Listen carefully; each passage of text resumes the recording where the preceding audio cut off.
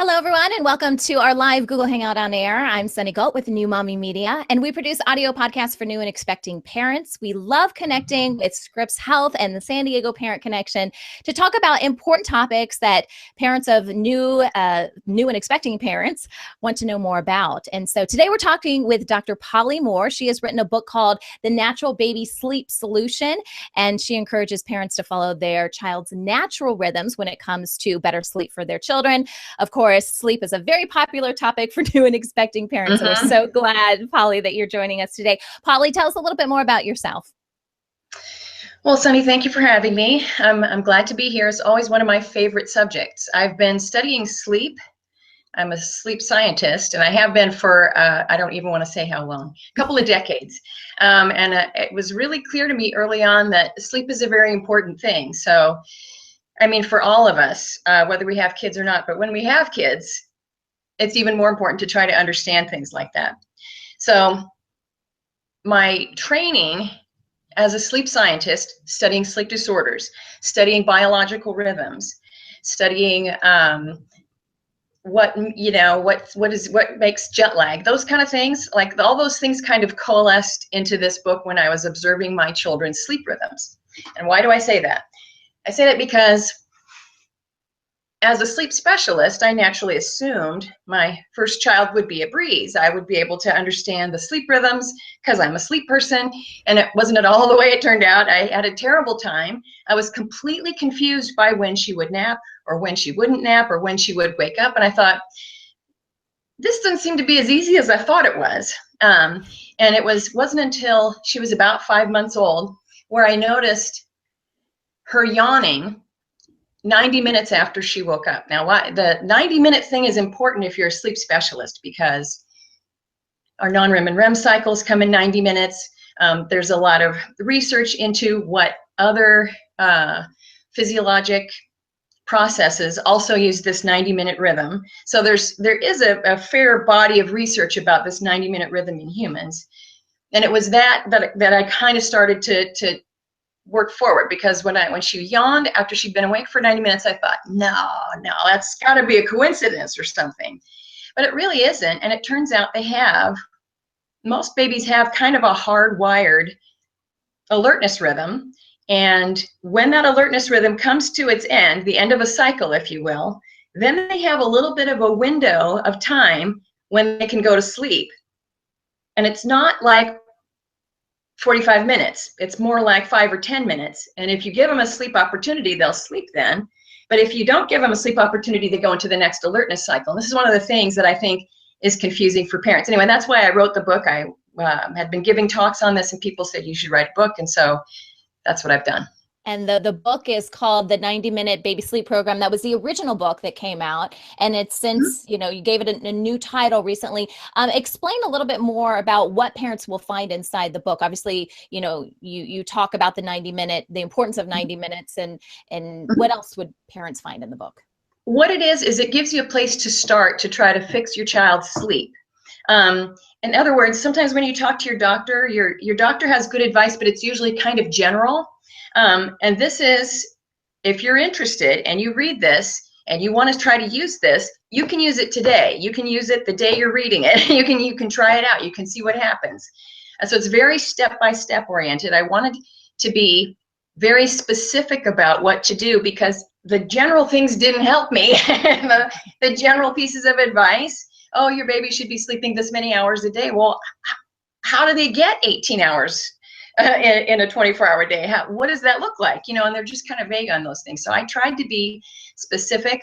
I tried to kind of review the whole first year of life because the 90-minute cycle does change over time. And as your baby grows and the brain develops, they become able to stay awake for 2 90-minute cycles at a time, or 3 hours. This is one of the reasons why sometimes you hear, oh, put your baby down for a nap every 3 hours. So the book also describes general nap patterns or different ways that babies can nap, which is another thing I think is good for parents to know, that there's a lot of ways they can sleep well. It doesn't all have to look exactly like some other book or something like that, if that makes sense. Yeah, yeah. So you're going into the Right. why. Yeah, absolutely. The why, why do we need to do this with our Right. babies as opposed to just laying out the program? It's more, and that's helpful for parents too, because we have a lot of why questions, as Right. brand new Right. parents. So, okay. Right. And the other thing I do in the book is I talk about like special circumstances. And the other thing I try to make sure to emphasize that if you miss a nap opportunity, it's not the end of the world. I'm not that rigid about how this works, but this is where, the parent knows that they can either make a nap opportunity or not. And sometimes you can't wherever you're at. It's not always possible. But so this is something that you can adapt to also your needs and make sure they get their needs at the same time. So it's, once you understand the rhythm, it just makes a lot more sense. Just everything makes a lot more sense, I think. Sure. All right. So I have a why question. Why do Okay. babies need so much sleep? Because they sleep all the time, right? In the beginning. Right. So, according to sleep research, and this has been done for 50 years or more, looking at other species and how they sleep, um, especially among mammals, we are mammals, and your dogs and cats and many other things are mammals as well, a lot of things at the zoo. And what seems to be the case is that species can be divided into two categories, one of two categories.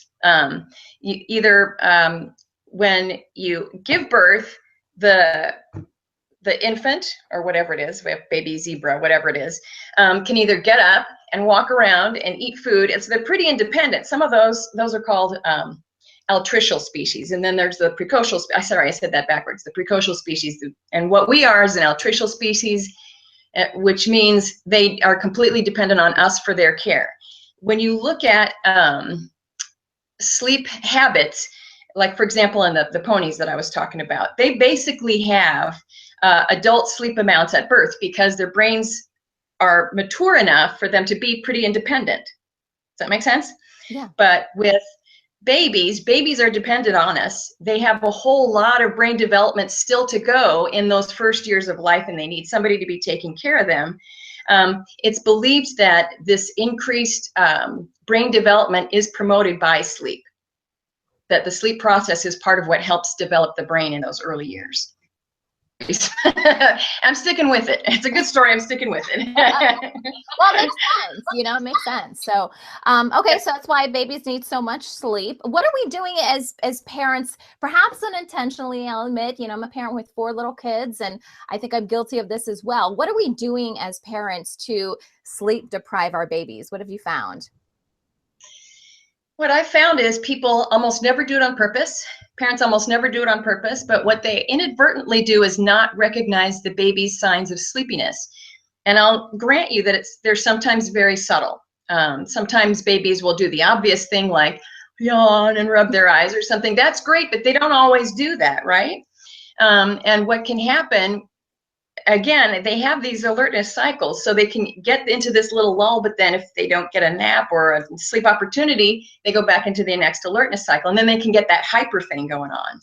Okay. So those things are not, I wouldn't necessarily call them mistakes, but they're things that end up perpetuating the same kind of issue. The other thing that is counterintuitive is that, especially in babies, I think it's also true in toddlers, not as sure about this in school age kids, but the more sleep they get, the better they sleep. They sleep deeper when they get more sleep. So in your babies, you might not notice this, but so people sometimes have said to me, I don't really want to have my child have 3 naps during the day or he won't sleep at night. That's actually the opposite of how it works. The more sleep they get during the day, the more they sleep deeply at night, and the fewer awakenings they have at night. So there are these things that are completely 180s opposite from what your intuition tells you. So it's no wonder why people get in this bind, right? Right. It's not at Yeah. all like you think. Yeah.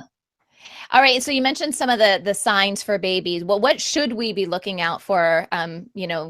Newborns aren't necessarily going to rub their eyes, right? So how do we know that young children need to nap? When people don't really recognize what those signs are, this is the way you find out. You are actually like paying attention to when it's going to be 90 minutes, because they can have very subtle signs. Like you said, sometimes they rub their eyes. sometimes, especially in babies, at least what mine would do, because you know, maybe they're in your lap and you're holding them and they're smiling at you and you're having this lovely exchange. What I noticed, at least in both of my babies, they didn't necessarily cry, but just their attention just went off of my eyes. Instead of looking me in the eyes, they just, it was like, I'm full, or I've run out of gas, or whatever, you know. And it wasn't necessarily for 5 minutes that they did this, but like when you see something like their attention, something that they've been really engaged in now is not interesting, sometimes those are the subtle ways that it can look. And I say this because children and babies have their own ways. I mean, they don't look like necessarily adults do. They don't necessarily nod their heads and fall asleep on the chair or something like that. They don't do anything like that. So you need to go by these other sort of clues. It's all being detective. It's being a sleep detective a little bit. Absolutely. What about cries?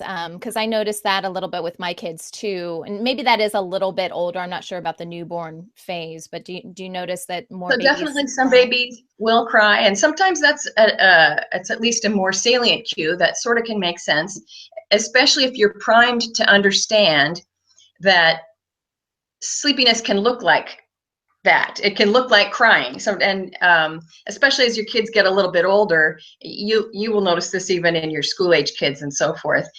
You can see when in the nighttime when they've all of a sudden they've run out of gas, and the other thing can also happen is sometimes, not so much in babies, but more in toddlers, they can almost get hyper when they're sleepy, which is also a very confusing sign.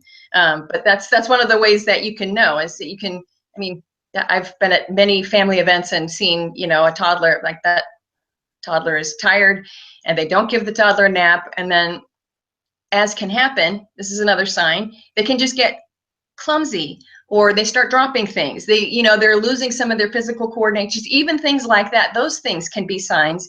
And it maybe even isn't in the face or in the eyes or in the attention. It's maybe some other sign. Or it can be an emotional sign sometimes. Sometimes your child will be totally happy and then all of a sudden become very distraught about having dropped, you know, some of the sandwich on the floor or something like that, you know. And if that's not the way your kid usually is, that's maybe a sign that they're sleepy. Does that make sense? It does. I find it so interesting that one of the signs, though, could be that they're more active. I'm actually going through this now. I don't have any babies this age or what we're talking about today, but some of my older kids, I have a 4 and 6-year-old, and I've noticed, at least lately, that when after we've had their bath and, you know, their jammies are on and we're getting ready for bed, the last couple weeks especially, it is playtime and it is run around and go crazy. And my husband and I are scratching our heads going, what is going on here? First of all, where did you get this energy? Right. And then, you know, and I'm wondering now if that's because they're tired. I never would have put that together, though. No, these are all counterintuitive things. Almost all of these things are, and especially with, you know, when you first have a baby, it seems like they are sleeping an absurd amount of the time, you know, and people think, I can't get out of the house if my daughter's going to have 3 naps in the day, but it's only for a little while. And that's sort of and the other reason why I think this is so important, I think it's important for the baby. I think babies are happier when they sleep more. I know that the parents are happier when the babies sleep more. And we just think, especially as I was talking about the precocial species and the altricial species, where our species is born a little bit not quite developed, and we believe this additional sleep is promoting that brain development. So we believe that it's really important for the baby's brain. That's the other reason why we are always emphasizing making sure they get enough sleep, because it's really hard to reverse something where, you know, kind of the train's left the track. So how do we ease our babies into a program like this? There may be parents listening that are trying a different method. Maybe they're just at their wits' end, because I know how parents can get when you're sleep deprived, right? And you just want your baby to sleep. Is there easing into this program, or is it just so natural that, you know, you can kind of pick it up at any place? What's your recommendation? So I recommend that those parents do whatever works best for them, because the way I want to do things isn't necessarily how they want to do things, and they know their baby better than I do. I will also say you can look on Amazon and you can see some of the reviews. And most of the reviews, not everybody loves it, I'll admit that. But most of the reviews say this started working on the first day. Like, this started working on the first day. And it's not like, do this for 6 weeks and maybe this will get better. So kind of once parents get the hang of it, they get the hang of it deeply and quickly, and it all makes sense. And that's one of the reasons why you can start at a slow pace or a fast pace. But however, usually once parents realize that they've kind of nailed it on a nap opportunity, they go, the light bulb goes off, and they realize this is not that complicated. It can be subtle. It can be subtle, their signs, but it usually is very reinforcing. And they usually report that their baby seems a lot happier. And it's funny how fast that happens too. Just a little bit more sleep in a day, but it seems to make a big difference to the baby. Well, and it works for adults too. I know when I get enough sleep, I am a much more happy camper. You don't want to see me have enough sleep, right? Oh, so true. So true. So you mentioned, which I thought was interesting, that there were some people, and obviously it's hard to please everybody, but are there some kids that don't adapt to this? And what would be some reasons, since the 90 minutes is so important for us as humans in general, what would be some reasons that the program may not work for some? Because I'm not in their home, I don't know. But what I have seen, is really just not responding swiftly enough when they see the sleepy signs. I can't be specific how long it takes your baby to move out of the sleepy zone. That's one thing I don't know, and probably you don't know either. But when I see this not working, it's because people recognize that the baby was sleepy but didn't do anything for about 15 minutes, then tried to put the baby in the crib, and of course the baby's wide awake at that time. So I wish I could be more specific. If I had a big research grant, I could probably do that. Or maybe I could just ask for volunteers and have people let me borrow their baby for a while. Hey, if they're sleep deprived, they might agree to that. They might. All right, Polly, anything we didn't mention that you want to bring up here as we wrap things up? There's always so much more to say, it always seems like to me, because I just feel like sleep affects everything. And it kind of does, because you just mentioned it yourself. Mm-hmm. You're so much happier when you get enough sleep. And so are the babies, and it means they can pay more attention and they can enjoy more of life. So I feel like it's really important that we try to make sure they get all the sleep they need as much as we can. All right. Well, Polly, thanks so much for being with us today and hanging out with us on our Hangout. We want to thank Scripps Health as well as the San Diego Parent Connection for supporting us and setting up these Hangouts with us. If you want more information about the San Diego Parent Connection, especially if you're based here in the San Diego area where I'm recording from and Polly is at as well, visit sandiegoparent.com and you can learn more about the resources and membership plans there. And we'd also love for you to check out newmommymedia.com. That's my company, and we produce audio podcasts for new and expecting parents. All of the content we produce is absolutely free, and we've got free apps you can download and learn about a bunch of different parenting topics. We've got pregnancy topics, again, anything for new and expecting parents, a bunch of shows there. So you can check us out at newmommymedia.com. If you appreciated this conversation that Polly and I have been having for the last 20 minutes or so, we ask that you just share it with another parent. We'd love to help them out as well. And we will see you guys on the next Hangout.